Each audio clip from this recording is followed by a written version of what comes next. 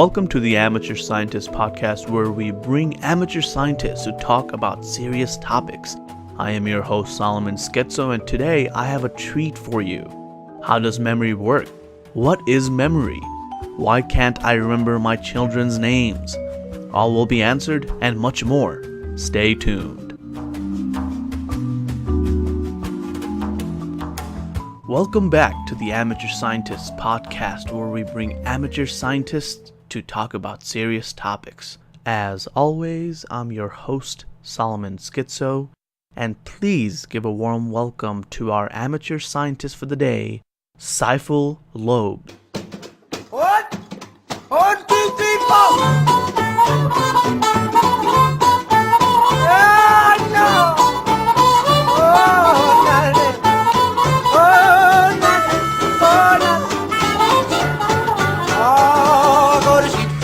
And a pillow for my head. I got a pencil full of lead and some water for my throat. I got buttons for my coat and sails on my boat.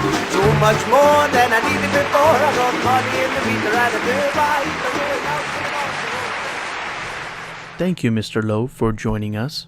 Now, as an amateur neurologist, what can you teach us about memory, and how does it actually work?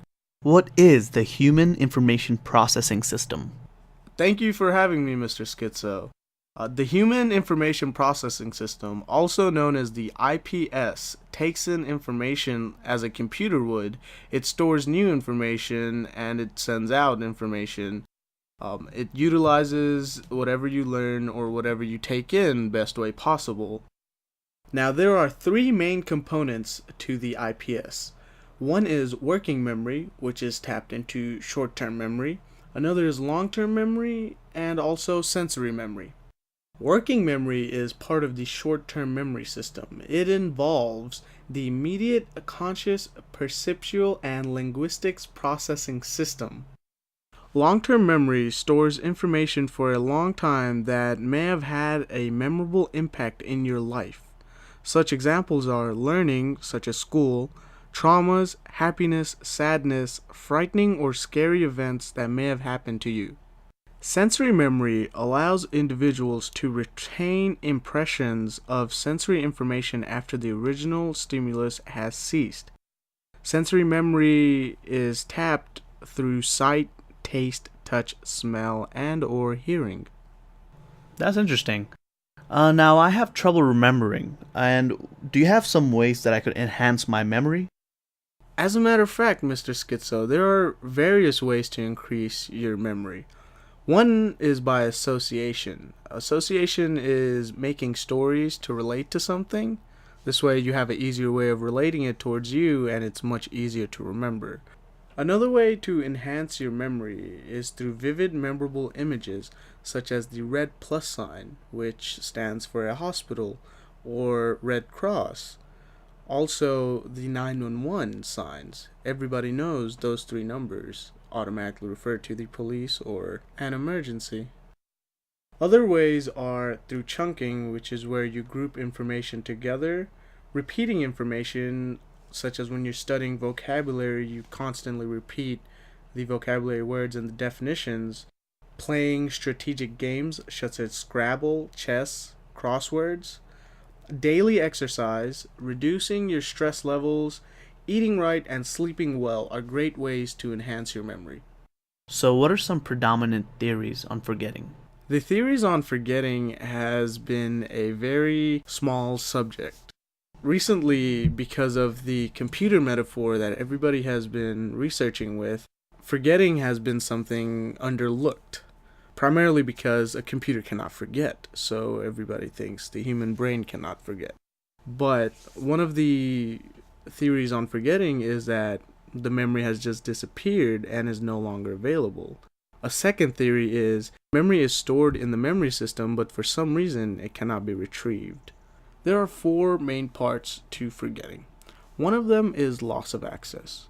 Retrieval failure is when information is in the long-term memory system but cannot be accessed. Primarily cannot be accessed because it no longer has retrieval cues that is required.